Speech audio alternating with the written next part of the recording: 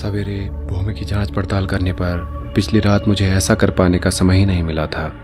मैंने पाया कि आक्रमण करने के बाद शेरनी घाटी में आधा मील तक गई, जहां पर एक गोपथ नंदौर नदी पार करता था। 2 मील तक उसने इसी मार्ग का अनुसरण किया। तब वह पथ डलकनिया से ऊपर वाली पर्वतीय धार पर बनी वन सड़क में मिल जाता है। यहाँ सख्त भूमि पर मैं उसका रास्ता भूल गया। 2 दिन तक आसपास के गांवों के लोग सुविधाओं के अभाव के कारण जितना भी संभव हो सका उतना बस्ती में अपने घरों के पास बने रहे।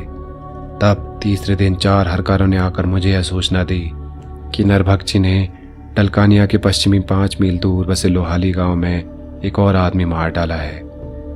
हरकारों ने बताया कि वन विभाग की सड़क द्वारा दूरी 10 मील है, परंतु लघुपथ से जिससे वे मुझे ले जाना चाहते थे यह दूरी 5 मील है।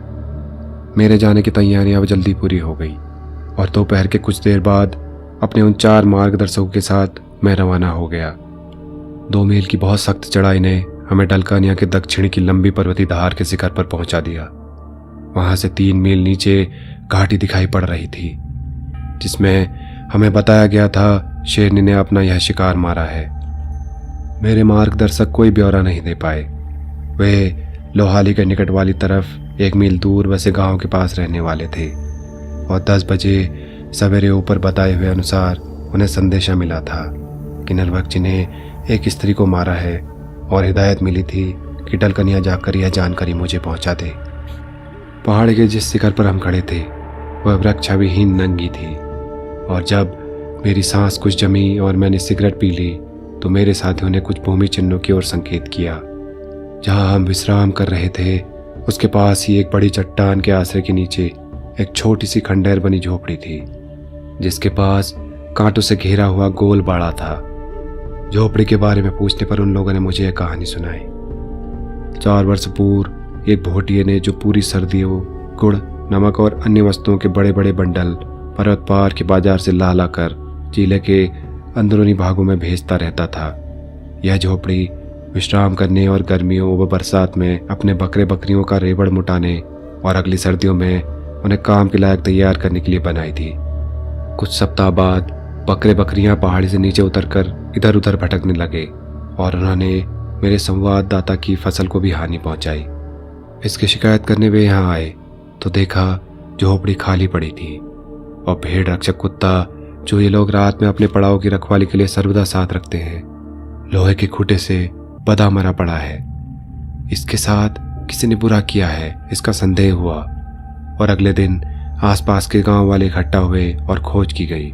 बिजली गिरने से झुलसे लगभग 400 गज दूर खड़े 5 वृक्ष की ओर संकेत करते हुए मेरे संवाददाता ने बताया कि उस व्यक्ति के अवशेष, खोपड़े हुए हड्डियों के टुकड़े और कुछ कपड़े पड़े मिले। चौगढ़ नरभक्षी का यह पहला मानव शिकार था। जहां हम लोग बैठे हुए थे वहां से इतना अत्यधिक ढलवा पहाड़ी से नीचे उतरने का कोई रास्ता नहीं था और मेरे आदमी ने बताया कि हमें पर्वत की धार धार आधा मील और चलना चाहिए, जहां हमें एक बहुत ढलवा पहाड़ी और उबड़ खाबड़ रास्ता मिलेगा जो हमें सीधे नीचे ले जाकर उनके गांव से होकर लोहाली पहुंचा देगा, जिसे हम घाटी में नीचे देख सकते थे। जितनी दूर हमें धार पर चलना था उसका आधा ही हम चल पाए थे कि एकदम और उसका कोई कारण बता पाने में असमर्थ हो हमें ऐसा लगा कि कोई हमारा पीछा कर रहा है। अपनी इस भावना पर तर्क वितर्क करना व्यर्थ था। इस समूचे क्षेत्र में एक ही नरभक्षिणी थी और उसने 3 मील की दूरी पर अपने लिए एक शिकार मारा था और वह उसे छोड़ने वाली नहीं थी। फिर भी यह बेचैनी भरी भावना गई नहीं और चूंकि अब हम घासिया धार के सबसे चौड़े भाग पर आ गए थे, मैंने उन आदमियों को बैठा दिया और उन्हें अनुदेश दिया कि जब तक मैं वापस ना आऊं वे वहां से हिले तक नहीं, और मैं खोज करने के दौर पर निकल पड़ा। पीछे लौट उसी जगह आकर जहां हम धार पर चढ़े थे जंगल में घुसा और बड़ी सावधानी से खुली भूमि और उस जगह का जहां हमारे लोग बैठे हुए थे चारों तरफ से चक्कर लगाया।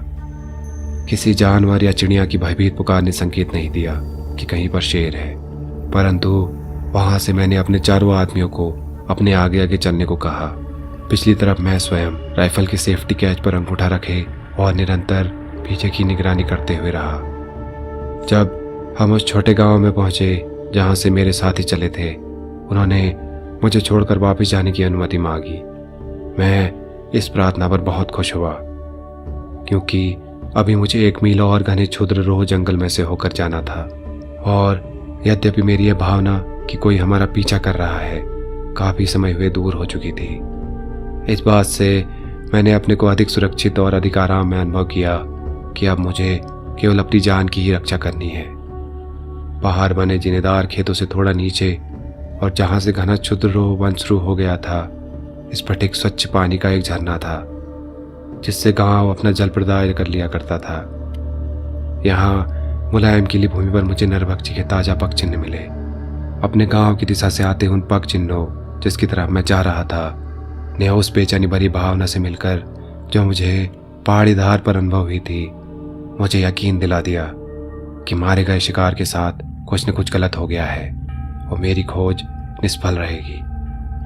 जब मैं क्षुद्र रोह वन से बाहर निकला तो लोहाली दृष्टि में आ गया, जिसमें 5 या 6 छोटे छोटे घर ही थे।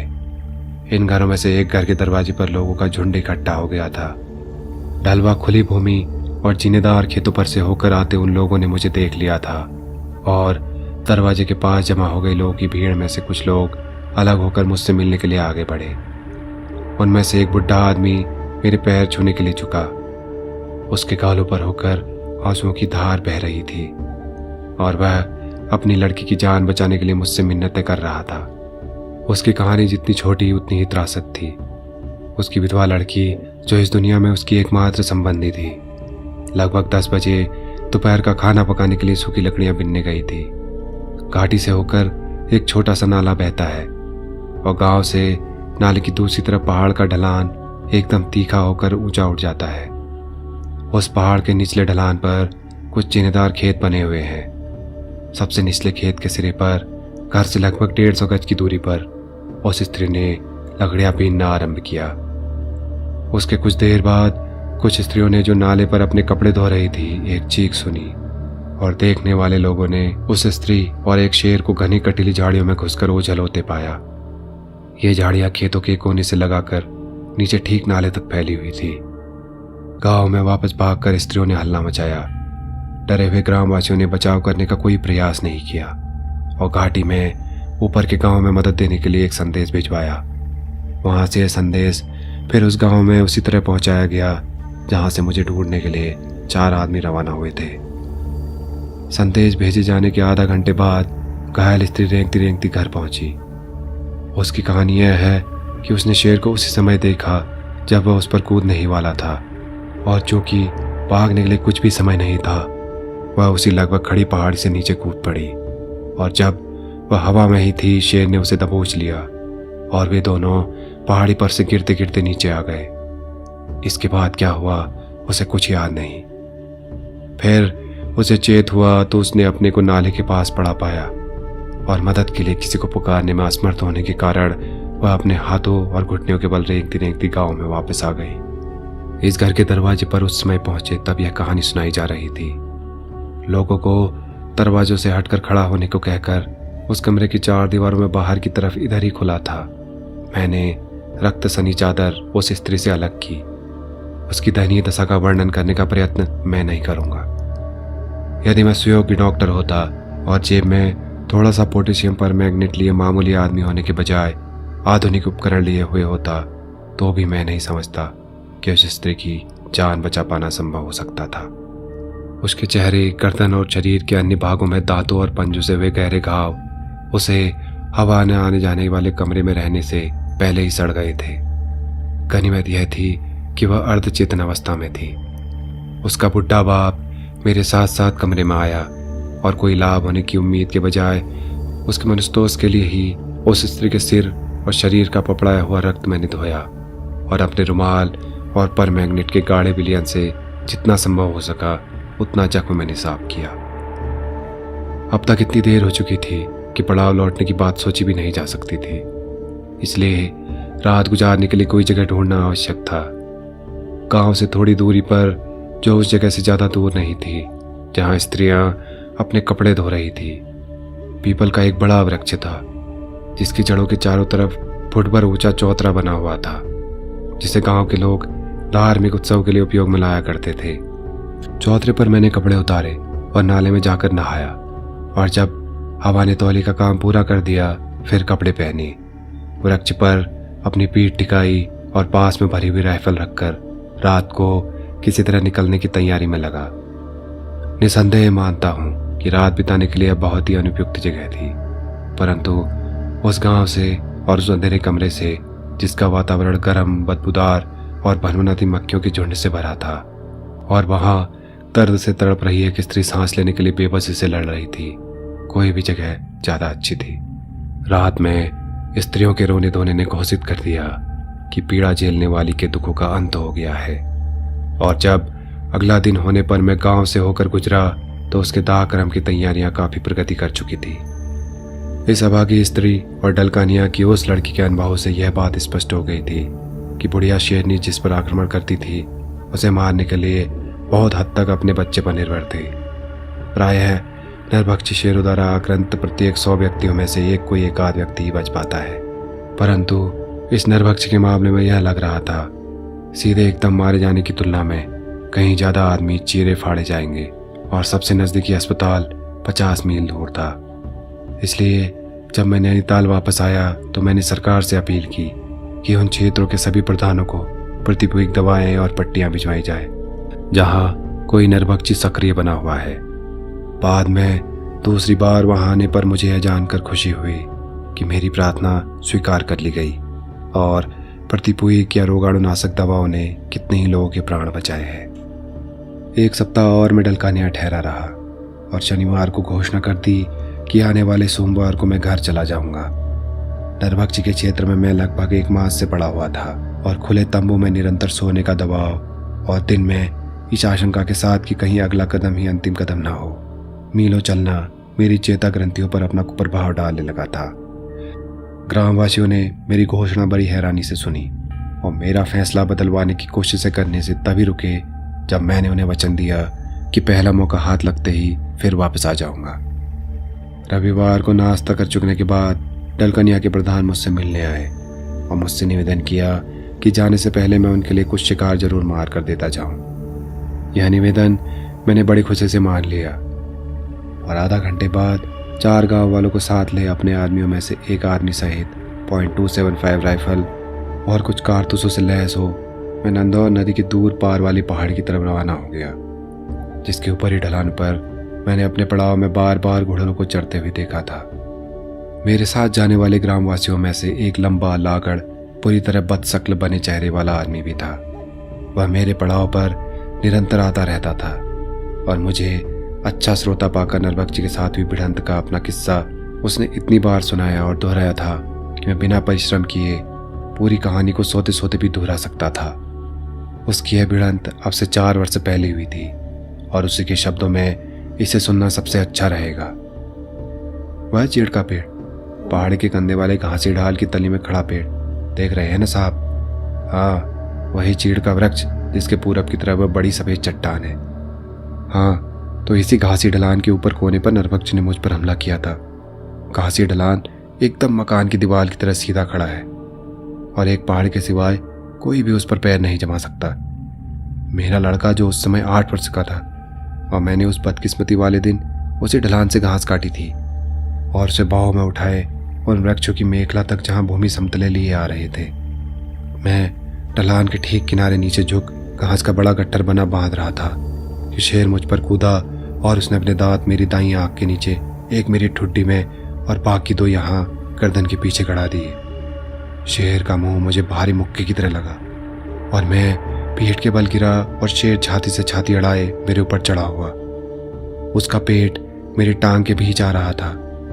पीछे गिरते हुए मैंने अपने हाथ बाहर की तरफ फैला दिए थे तो मेरा बायां हाथ बांज के बाल वृक्ष से छू गया। मेरी उंगलियों ने उस बाल वृक्ष को पकड़ लिया तो मेरे मन में एक विचार आया। मेरी टांगें मुक्त थी और यदि मैं उन्हें ऊपर उठाकर अपने पैर शेर के पेट के नीचे घुसा उसे आड़ा दूं तो शेर को पीछे धकेलकर उसे भगा दूंगा। शेर ने मेरी दाईं तरफ वाली सारी हड्डियां कुचल डाली थी, इसलिए मुझे असहाय दर्द हो रहा था, परंतु मैंने अपना होश नहीं खोया क्योंकि आप देख ही रहे हैं साहब कि उस समय मैं जवान था और सारे पहाड़ में ऐसा कोई आदमी नहीं था जो ताकत में मेरा मुकाबला कर सकता हो। बहुत धीरे धीरे, ताकि शेर कहीं गुस्से में न भर जाए, अपनी टांगें उसकी छाती पर अड़ा मैं उसे अपनी पूरी ताकत से ढकेलने और ठोकरें मारने लगा। मैंने शेर को जमीन से सीधे उठा लिया और चूंकि हम उस सीधी पहाड़ी पास के ठीक किनारे पर थे, शेर खड़खड़ाता हुआ नीचे जा गिरा और उसी तरह वह मुझे भी अपने साथ ले जाता यदि उस बाल वृक्ष पर मेरी पकड़ अधिक अच्छी न होती। मेरा लड़का इतना ज़्यादा डर गया था कि वह भाग भी नहीं पाया, और जब शेर चला गया तो मैंने उसकी लंगोटी उससे ली और अपने सिर पर बांध ली। फिर उसका हाथ पकड़े पकड़े गांव में वापस आ गया। घर पहुंचकर मैंने अपनी पत्नी को अपने सभी इष्ट मित्रों को बुलाकर लाने को कहा, क्योंकि मैं चाहता था कि मरने से पूर्व मैं उनका मुंह तो देखता जाऊं। जब मेरे दोस्त आकर जमा हो गए, मेरी हालत देखी तो वे चाहते थे चारपाई पर लाद कर मुझे 50 मील दूर अल्मोड़ा अस्पताल लेकर जाएं, परंतु मैं उसके लिए राजी नहीं हुआ, क्योंकि मेरी पीड़ा बहुत ज़्यादा थी और इस बात पर निश्चित हो जाने के लिए कि मेरा समय आ गया है, मैं चाहता था कि जहाँ मेरा जन्म हुआ है और जहाँ मैं अपने पूरे जीवन भर रहा, वहीं पर मैं मरूं। पानी मंगवाया क्योंकि मुझे बड़ी प्यास लगी थी और मेरे सिर में आग जल रही थी, परंतु जब मेरे मुंह में पानी गया वह सारा का सारा गर्दन में हुए छेदों से बाहर निकल गया। इसके बाद न जाने कितने समय तक मेरे मन में भारी उलझन और मेरे सिर और गर्दन में भारी पीड़ा रही, और मैं प्रतीक्षा करता मृत्यु को बुला रहा था कि वह आकर मेरे दुखों का अंत कर दे। तो मेरे जख्म अपने आप से भर गए और मैं ठीक हो गया। और अब आप मुझे देख ही रहे हैं साहब कि मैं कैसा हूँ, बुढ़ा और दुबला पतला, सफ़ेद केशों और ऐसे चेहरे वाला जिसे घृणा प्रकट किए बिना कोई देख ही नहीं सकता। मेरा दुश्मन जिंदा है और लोगों का शिकार पर शिकार करता जा रहा है, परंतु यह सोचकर धोखे में ना आ जाएगा कि यह कोई शेर है, क्योंकि यह शेर नहीं है, एक दुष्टात्मा भूत है जो जब इसे नरमांस की जरूरत होती है तो थोड़ी देर के लिए शेर का रूप धारण कर लेता है। परंतु लोगों का कहना है साहब कि आप साधु हैं। जो प्रेत आत्मा साधुओं की रक्षा करती है वह इस दुष्ट प्रेत आत्मा से ज़्यादा ताकतवर होती है, जो इसी तथ्य से सिद्ध हो गया है कि 3 दिन और 3 रातें आपने अकेले जंगल में बिताई है, और वहां से जैसे आपके आदमी ने कहा कि तुम निकल आओगे, जिंदा और बिना कोई चोट खाए निकल आए हो।